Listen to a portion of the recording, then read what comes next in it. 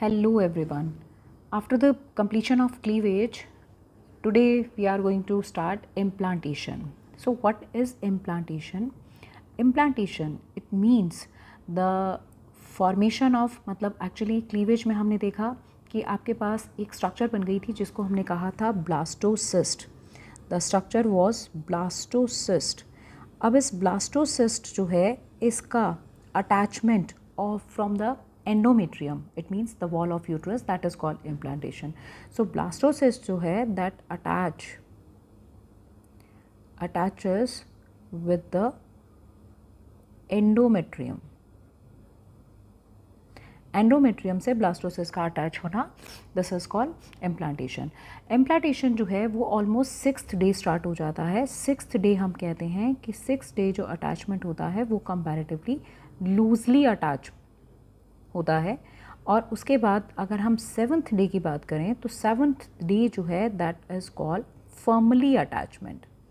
तो basically this attachment जो है इसे ही बच्चों हम इम्प्लांटेशन कहते हैं. अब आपके सामने एक डायग्राम है जिससे मैंने आपको इम्प्लांटेशन दिखाने की कोशिश कर रही हूँ और साथ ही मैं आपको वो डिफरेंट स्टेजेस भी दिखा रही हूँ जैसे कि हमने लास्ट वीडियो लेक्चर्स में हमने डिस्कस भी किए हैं. तो यहाँ पर ये आपको प्लेस दिखाई दे रहा है. This place is called ampulla. Ampulla जब भी शब्द आया है, ये वर्ड जब भी आया है, इसका मतलब होता है ब्रॉड पार्ट. तो एम्पुला जो है that is the widest part of this uterine और fallopian tube. And of course आप यहाँ देख सकते हैं कि ये जो है सेकेंडरी oocyte और यहाँ पर आप देख रहे हैं जो छोटे छोटे स्पर्म्स जो हैं वो आ रहे हैं, यहाँ पर फ्यूज़न हो रहा है.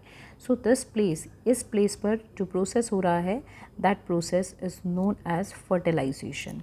तो यहाँ पर फर्टिलाइजेशन, ये फर्टिलाइजेशन जो है इट अकर्स जब ये सेकेंडरी oocyte जो है वो यहाँ से रिलीज़ होकर, ओवरी से रिलीज़ होकर फिमरी के थ्रू, ये यहाँ इन्फंडिबुलम का पार्ट है और यहाँ से इस पार्ट में आ जाता है एम्पुला में. यहाँ पर फर्टिलाइजेशन होता है. फर्टिलाइजेशन जो है उसके बाद जायगॉट बनता है और यहाँ पर आप देख रहे हैं this is 2 cell stage. Cleavage start हो जाता है. क्लीवेज फर्स्ट क्लीवेज जो है that complete about 30 hours after fertilisation. और उसके बाद सक्सेसिव डिवीज़न के बाद ये जो स्ट्रक्चर यहाँ पर बन रही है, you can name the structure, this is called morula. ये स्ट्रक्चर जो है दिस इज़ कॉल्ड मोरूला, जिसकी बात हम क्लीवेज वाले टॉपिक में कर चुके हैं. अब यहाँ पर हमें जो स्ट्रक्चर दिखाई दे रही है, this structure is called as blastocyst. Blastocyst, blastocyst के बाद हम कर चुके हैं. ये लगभग 4.5 से 5 डेज़ जो है फर्टिलाइजेशन, उसके बाद ये बन जाती है. तो यहाँ आपको जो दिखाई दे रही है this portion is called cavity of uterus. We can write it uterine cavity. This part is called uterine cavity. Uterus की कैविटी है. और ये जो है, सी केयरफुली, ये आज का मेरा टॉपिक जो है जो हमें दिखा रहा है दैट इज़ कॉल्ड इम्प्लांटेशन. तो 5th यहाँ पर हम कह रहे हैं फर्स्ट स्टेज क्या हुई, दैट इज़ फर्टिलाइजेशन. सेकेंड जो हुई यहाँ पर स्टार्ट हुई दैट इज़ क्लीवेज. यहाँ पर ये आपको दिखा रहा है क्लीवेज. थर्ड स्टेज की बात हमने की, दिस इज़ कॉल्ड मोरूला. फिर हमने कहा 4th स्टेज में we are talking about the blastocyst formation. Actually we talked about blastocyst formation and the cleavage and the morula in my last lecture. And this is the 5th stage जहाँ पर हम बात कर रहे हैं आज के टॉपिक की, that is called 5th point, implantation. तो ये है इम्प्लांटेशन. इम्प्लांटेशन में ये इस तरफ से, मतलब किस तरफ से, इनर सेल मास वाली स्ट्रक्चर की तरफ से ये यहाँ से अटैच होगा with the wall of endometrium. Usually जब भी इम्प्लांटेशन होती है, इम्प्लांटेशन जो है वो यूट्रस के या तो इस फंडस रीजन में होती है या फिर upper portion of the uterus यहाँ तक हो जाती है. That is the case of normal pregnancy. But if implantation occur in the lower part like cervical part या lower part of the uterus और इन द फेलोपियन ट्यूब यहाँ कहीं होती है, तो that is the case of ectopic pregnancy. But here we are going to discuss the real implantation. तो implantation की बात हम कंटिन्यू करते हैं. As I told you earlier कि 7 दिन आफ्टर फर्टिलाइजेशन, अगर हम बात करें फर्टिलाइजेशन के 7 दिन बाद ये फॉर्मली अटैच हो जाती है. इस टाइम एंडोमेट्रियम जो है उसकी जो ग्लैंड्स हैं वो बहुत ज़्यादा वेस्कुलराइज्ड हो जाती है, नई ब्लड वेसल्स का फॉर्मेशन होता है। और ब्लास्टोसील की हमने जो बात की थी, ब्लास्टोसील जो है जिसके अंदर यूट्राइन मिल्क भी भरा हुआ है। अब देखिए यहाँ से ब्लास्टोसिस्ट जो है वो एंजाइम सिक्रीट करेगी, ज़ोना पेलिसिडा से हैच होगी और पेनिट्रेशन स्टार्ट करेगी एंडोमेट्रियम के अंदर। एंडोमेट्रियम में जिस पोर्शन से एंटर करती है वहाँ पर कुछ स्पेशलाइज सेल्स होती हैं, cells of Rauber which secrete enzyme, जो कि एंडोमेट्रियम की लेयर को पेनिट्रेट करने में हेल्पफुल रहता है। So we will focus basically on the implantation. Now look at this part, this is the section of the uterus जहाँ पर इम्प्लांटेशन दिखाई दे रहा है। Implantation in the upper part, यहाँ पर ये this is the called fundus region of the uterus. अब यहाँ पर एंडोमेट्रियम जो है यूट्रस की, वो आपको दिखाई दे रही है। इसके अंदर ब्लड वेसल है, जैसा कि मैंने कहा नई ब्लड वेसल्स का फॉर्मेशन होने लग जाता है, हाईली वेस्कुलराइज्ड हो जाती है, ठीक है। अब जो ये एंटर करता है, ब्लास्टोसिस्ट जो इसके अंदर एंटर करता है वो उसी पोर्शन से एंटर करता है जहाँ पर इनर सेल मास होता है और यहाँ पर प्रेजेंट है सेल्स ऑफ राउबर, ठीक है। This is the inner cell mass, this is the blastocoel and the outer cell mass, या जिसे हम ट्रोफोब्लास्ट कहते हैं। अब एंडोमेट्रियम जो है, फॉलोइंग इम्प्लांटेशन एंडोमेट्रियम जो है दैट इज स्टार्ट सेइंग, हम इसे अब कहना स्टार्ट कर देंगे, this is called decidua. Decidua जो है इसका मतलब होता है, that meaning is falling of. The decidua actually separate from the uterus after the parturition. Decidua जो है वो यूट्रस से बाहर आ जाएगी एंडोमेट्रियम जो है, डेसिडुआ सेपरेट्स जो है वो एंडोमेट्रियम से सेपरेट हो जाएगी। आई told you that endometrium has 2 parts. Endometrium के 2 पार्ट हैं, एक है स्ट्रेटम बेसेल या बेसालिस और एक लेयर है दैट इज कॉल्ड स्ट्रेटम फंक्शनैलिस। ये जो दोनों पार्ट्स हैं, ये दोनों पार्ट्स जो हैं ये किसके पार्ट्स हैं, तो आप बताएंगे ये दोनों के दोनों एंडोमेट्रियम के ही पार्ट हैं। अब इन दोनों पार्ट्स में से जो बेसालिस है वो मेंटेन रहेगी, लेकिन फंक्शनैलिस जो है वो शेड ऑफ हो जाएगी, मतलब कि वो डिस्कार्ड हो जाएगी। So please keep this thing in your mind. तो अब ये बात हम सबको क्लियर है कि डेसिडुआ वर्ड इसे कब कहा, ये आप कभी भी इसे इम्प्लांटेशन से पहले यूज़ नहीं करेंगे। तो इम्प्लांटेशन के बाद, क्योंकि वो फीटस के साथ, जो फीटस जब बॉडी से बाहर आएगा मदर के, तो ये पार्ट जो है दैट इज़ फंक्शनैलिस लेयर, ये भी बाहर आएगी। So that's why we are using this word decidua. अब आगे के डायग्राम में अगर आप देखेंगे तो यहाँ पर मैंने डेसिडुआ को कुछ पार्ट्स में डिवाइड किया है। यहाँ पर 3 नेम्स हैं, one is called decidua basalis, decidua capsularis and decidua parietalis. Decidua basalis आप देख सकते हैं, डेसिडुआ बेसालिस जो है this is the portion of endometrium between the, ये एम्ब्रियो है, this is the actually implanted embryo, ये डेवलपिंग एम्ब्रियो है।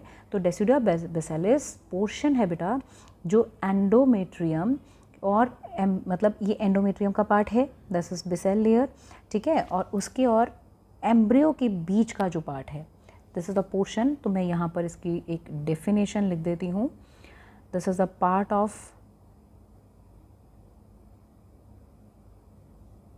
Endometrium between